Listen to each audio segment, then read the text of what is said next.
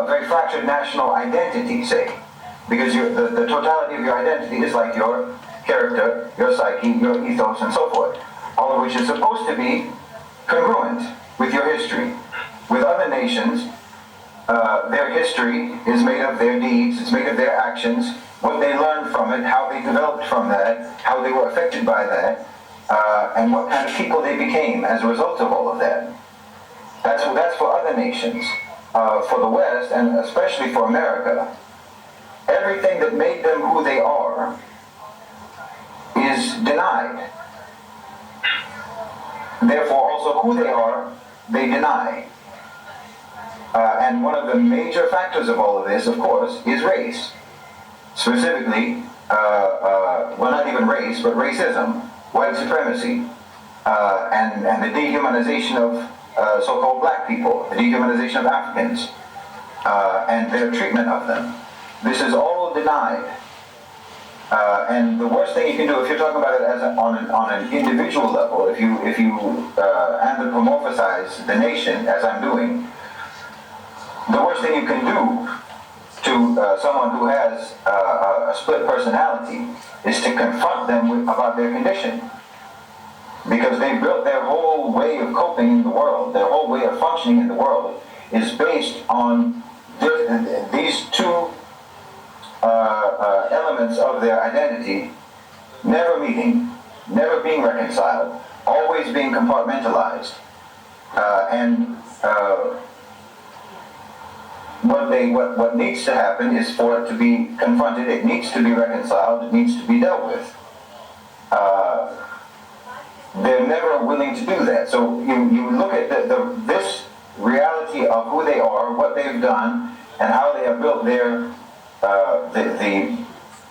the psyche that they have, and then the ethos that they desperately need to maintain. Put all of that as the context for Black History Month,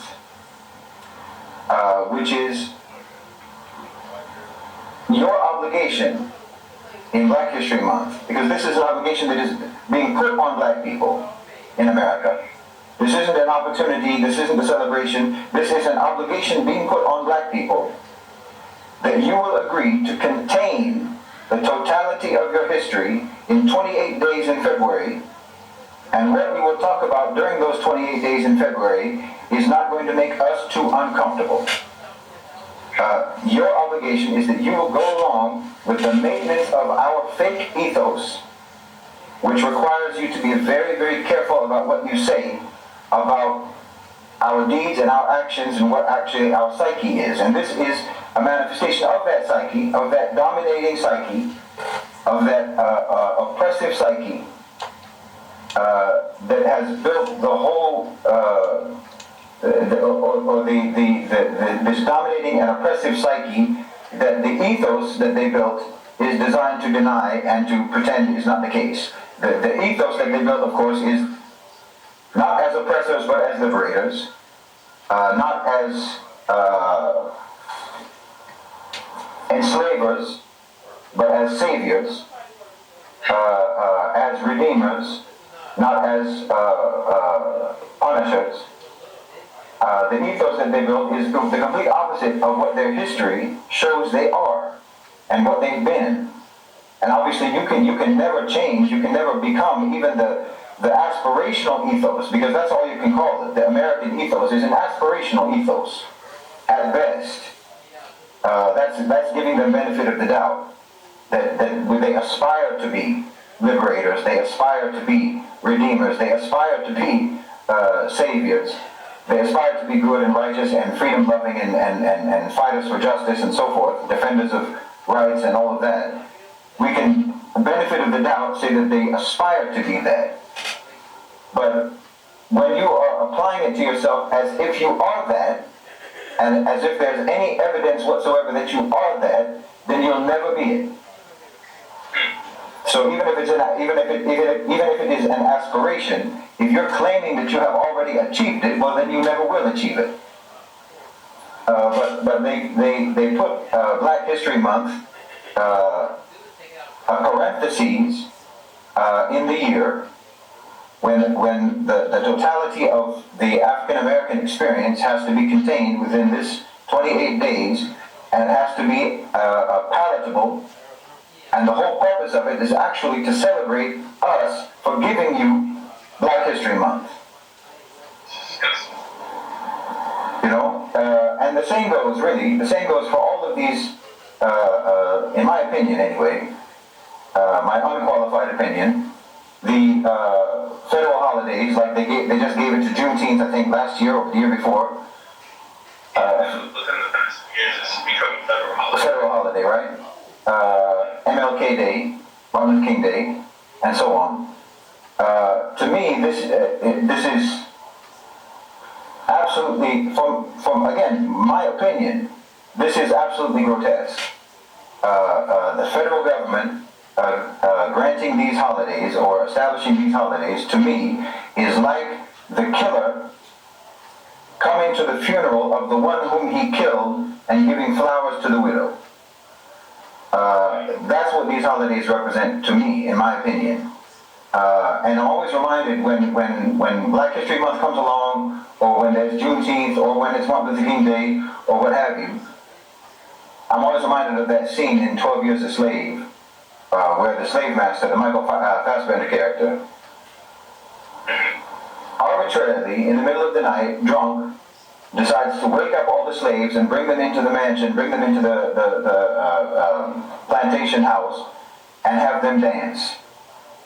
And they know that what's expected of them is to pretend to be happy, to celebrate, to dance as the master requires, so that he can feel that he's a very magnanimous, very generous, very beneficent master.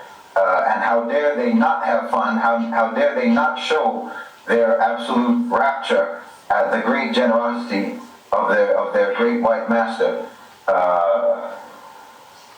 And it's the most, in my opinion, it's the most grotesque form of oppression, where you're forcing someone not only to do something for your pleasure, for your enjoyment, and to make you feel good about yourself as an oppressor, but you also require them to smile while they're doing it.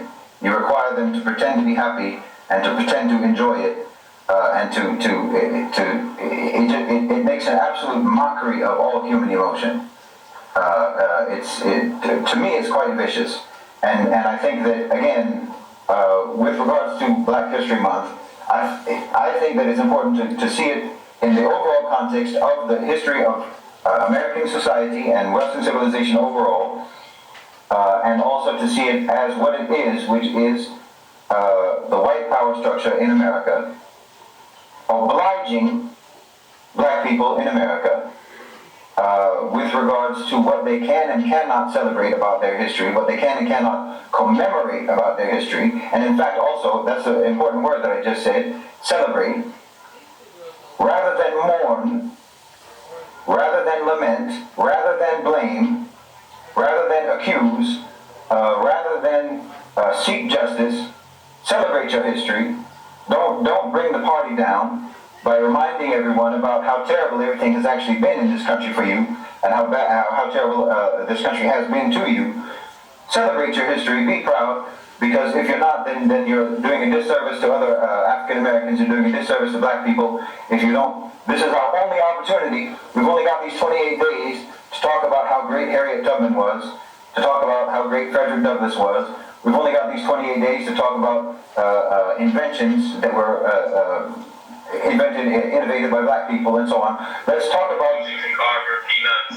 Precisely. Let's talk in these 28 days. This is the only 28 days we've got. Let's try to stick in as many Black achievers as possible. And not talk about the fact that just surviving in and of itself is an achievement, and let's talk about why that is. Yes. That's my opinion. Unfiltered. This is why I began by talking about you have to put all of this in the context of the split personality disorder that the West has and that America has.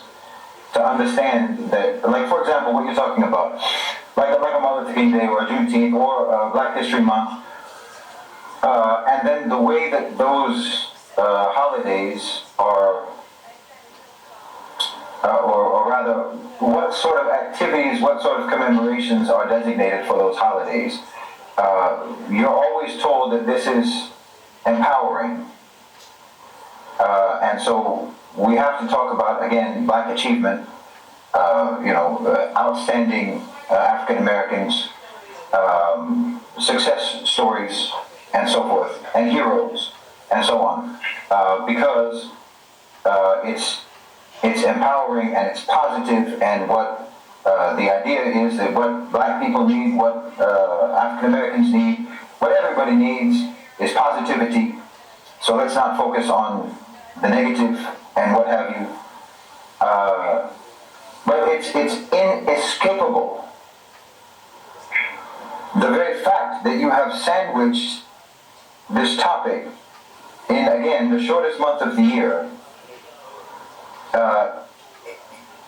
it demonstrates the extent to which this population remains contained, remains suppressed, remains repressed, remains marginalized, remains sidelined. And then, like I said, this is why it reminds me of that scene in the film. If you haven't seen the film, there's a scene where the slave master just, I can't remember what prompted him, or if anything prompted him. He just got drunk and decides to go into the slave quarters, and he wakes everyone up arbitrarily and forces them all to come into his mansion and do a dance and pretend that we're all celebrating together or what have you. And don't you dare be negative. This is your opportunity to be positive. This is, don't bring down the mood. Just put on that party hat and eat some cake, and don't bring everybody down by talking about how terrible it is that you've got 28 days to talk about this. That's what these things mean. The point of all of these types of activities, the point of all of these types of holidays, all of these events, as with everything else in that society, the point of it is to maintain the compartmentalization of this split personality. To never bring these two elements of the personality, or these two elements of the identity, into what should be reconciliation, but would be conflict and confrontation, which would cause a complete meltdown if they actually have to confront that their ethos, as I said, their ethos is a completely fabricated illusion that does not, that only is connected to their history insofar as it exists to deny their history. It only exists to cover up their history. And so, Black History Month, Martin Luther King Day, the scrubbing from history of Malcolm X, and many, many, many others, all of this is for the same purpose. It's to maintain the separation, the compartmentalization of the reality of what America is and what America was and who they are as a nation, collectively. Obviously, I leave room for there to be individuals who somehow are able to save themselves from this radiation that has poisoned the entire society, black and white. But as a collective, as a nation, and you have to keep this separate, because the reality of who they are and what they've done and who they are as a nation is completely unrelated to the ethos that they have created for themselves. It's completely unrelated. They're strangers, one from the other. The ethos that they've created, the character that they have invented, doesn't exist. It's a fiction.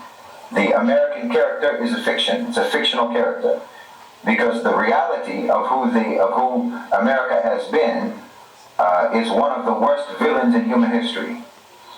And the character that they've created is a hero. And so everything that they do, like a Black History Month or Martin Luther King Day or so on and so on, the reason that is established.